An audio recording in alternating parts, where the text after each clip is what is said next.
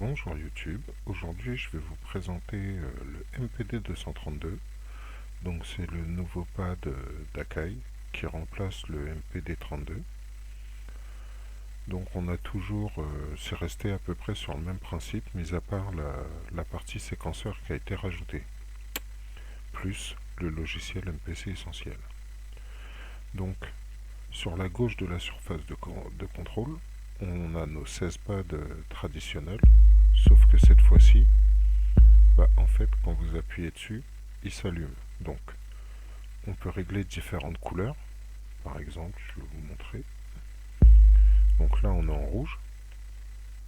Quand on va dans les menus, on peut changer. Par exemple, là, j'ai mis orange, ambre, jaune, vert,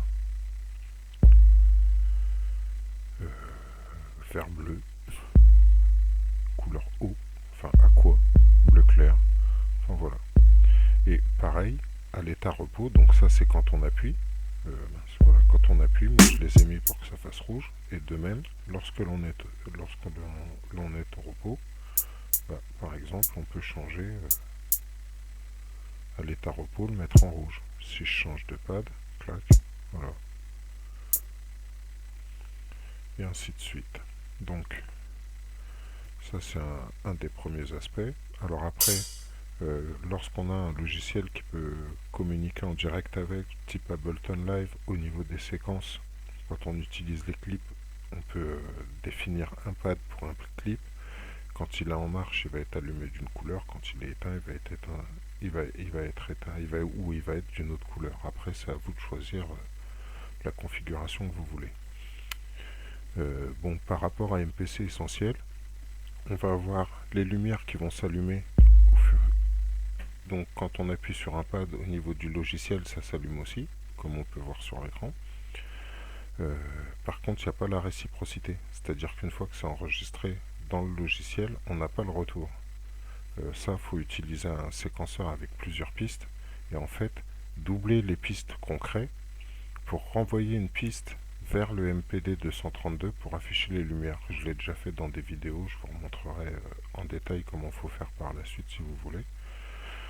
Ça donne un bon petit effet, c'est pas mal. Bon, ensuite on a notre surface de contrôle, donc avec un stop, play, enregistrement et l'enregistrement du séquenceur. Au milieu, on a notre petit écran avec les différents presets pour tous les logiciels à la mode en ce moment.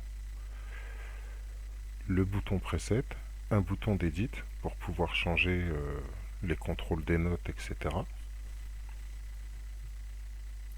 Ensuite, on a le global, donc pour lui donner certaines informations qui vont être globales à toute la surface de contrôle.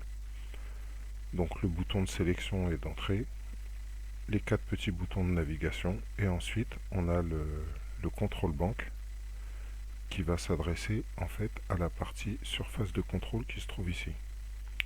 Donc on a 3 banques A, B et C, ce qui va nous donner 3 fois 8 3 fois 8 contrôles à chaque fois, donc 3 fois 24 potentiomètres, 24 faders et 24 switches. Ensuite, en ce qui concerne les switches, il y a une petite particularité. Donc soit vous pouvez envoyer des événements MIDI, ou vous pouvez affecter un raccourci clavier.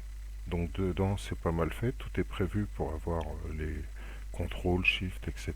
Donc on peut vraiment affecter à tous ces boutons un raccourci clavier. Après il y a la petite partie séquenceur. Donc elle s'active grâce à ce bouton séquence on. Donc ça va nous mettre, en fait c'est un séquenceur 32 pas, 64 pistes, puisqu'en fait on a 64 pads, et à chaque fois on a 32 pas pour pouvoir faire sa petite batterie. Donc moi les 3/4 du temps je l'utilise en mode réellement en mode boîte à rythme en fait. C'est-à-dire que je vais lancer, pour donner un petit exemple. Donc dès qu'on appuie sur séquence, les pads s'allument en bleu. celui qui est vert représente en fait la séquence du moment, et ensuite il n'y a plus qu'à allumer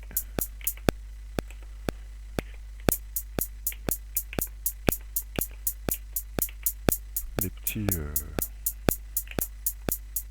switches. Ensuite, par exemple, on va faire une caisse claire.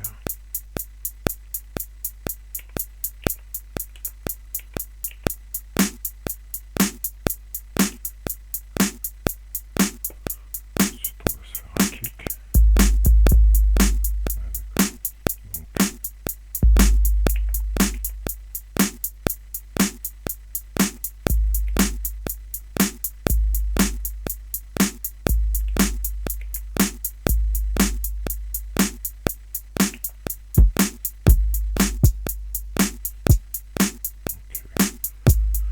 Prendre ce kick là par exemple.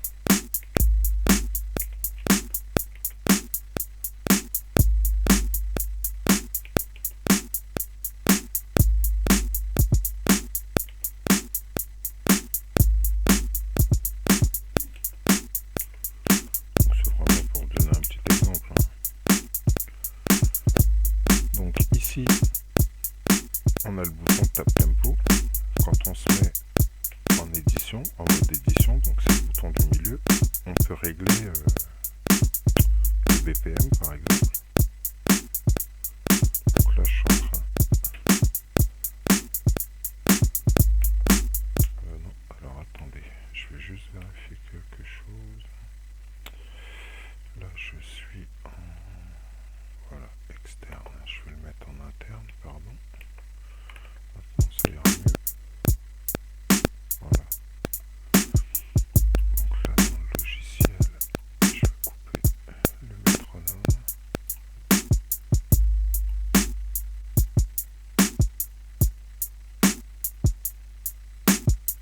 Voilà. Et donc je disais, on a le BPM qu'on peut régler.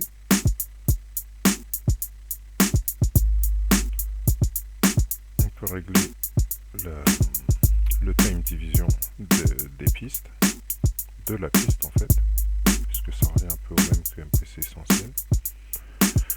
On peut régler le gate et le plus intéressant, le swing.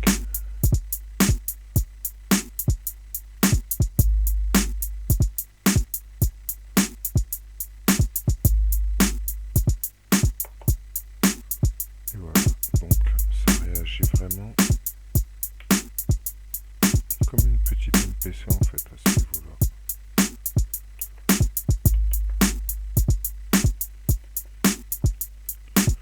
Donc après au niveau des presets, quand on prend le MPD 232, donc on a le preset numéro 1, c'est on a Ableton Live, Big Band, MPC Essentiel, Twist,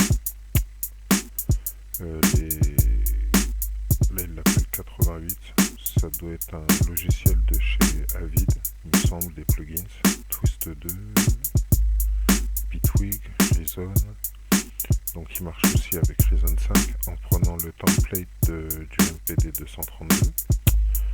Ensuite on a Sonar, bon moi j'ai rajouté Nuendo mais normalement c'était Cubase, ensuite FL Studio, Logic Audio, AirTech, et j'ai fait un preset MPC 5000 et un Nexus. Donc dedans vous pouvez enregistrer jusqu'à 32 presets, où vous pouvez réellement tout configurer. Après on a aussi notre bouton de repeat, le 16 level, le full level, et puis en gros ça reste une traditionnelle de MPC de Apple. Voilà en ce qui concerne le MPD 232. Après, dans la partie logicielle, donc lorsque vous allez vouloir configurer votre MPD 232, excusez-moi, donc ici on a le petit éditeur de chez Akai, donc avec la représentation de tous les pads, les différentes informations, donc les notes, le MIDI channel, le numéro de note, l'aftertouch, la façon de jouer au niveau des pads, si on veut que ça soit en toggle, en interrupteur ou en momentané. Si on veut retransmettre les informations MIDI vers les bornes physiques, ça ce sont les paramètres de couleur qu'on peut régler directement en partant de l'ordinateur. Le tempo, le nom du preset, la façon dont on déclenche le note repeat, et puis ensuite les différents contrôles, les gates, enfin voilà. Quand on prend le logiciel, une fois que vous avez affecté tous vos éléments, si vous voulez le renvoyer vers la machine, il va falloir prendre envoyer preset. Donc celui qui est en RAM, le premier preset là qui est en RAM, c'est le preset que vous allez utiliser le plus souvent, ou le dernier utilisé, et qui va se remettre en mémoire dès que vous allez activer la machine. Donc le truc à savoir, c'est qu'à chaque fois que vous faites des réglages dans un logiciel, que ce soit Ableton Live, Reason, Cubase, ce que vous voulez, si vous faites des modifications au niveau du MPD, avant de l'éteindre, il faudra penser à sauvegarder avec l'ordinateur les presets dans la mémoire pour être sûr qu'ils soient mis en place. Donc moi, à chaque fois, j'enregistre, je fais une sauvegarde dans la RAM et une sauvegarde à son numéro de slot. Avec tout ça, on a aussi un espèce de petit utilitaire pour tout ce qui est raccourci. C'est-à-dire qu'en fait, en une seule fois, par exemple, on peut régler la couleur de tous les pads. Donc admettons, on veut changer.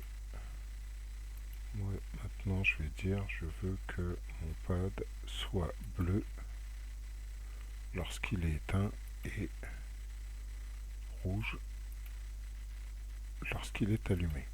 Je sélectionne les 4 banques, j'applique.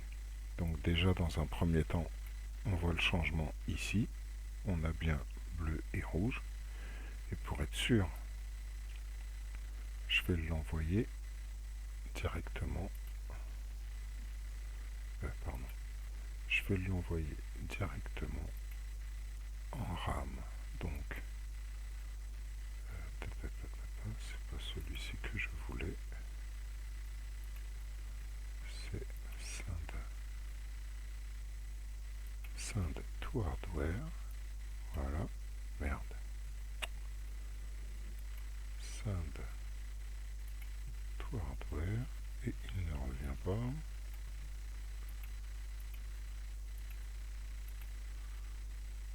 Clac. Et voilà. Les pads ont changé. Donc, à l'état repos en bleu. Dès que j'appuie, c'est en rouge. Donc, tous ces petits éléments sont super utiles pour pouvoir reprogrammer votre machine. Ensuite, on a un petit éditeur pour les séquenceurs, parce que bien évidemment, vous pouvez préparer vos templates, c'est-à-dire, admettons, vous faites un template MPC 5000, je sais pas, je dis n'importe quoi. On va rajouter, on va utiliser les 32 pas. Là, vous avez vos notes. Donc tout ça, vous pouvez, si vous savez que vous allez l'utiliser souvent comme ça, même le mode de déclenchement, soit en off, MIDI transport, ou information MIDI, vous préparez tout ça à l'avance et ensuite vous l'enregistrez et vous envoyez le template directement dans le MPD 232. Donc après tout ça, on va voir au fur et à mesure, je vous ferai des petits tutoriels et on va pouvoir approfondir toutes ces petites choses-là. Merci, bonsoir, à bientôt.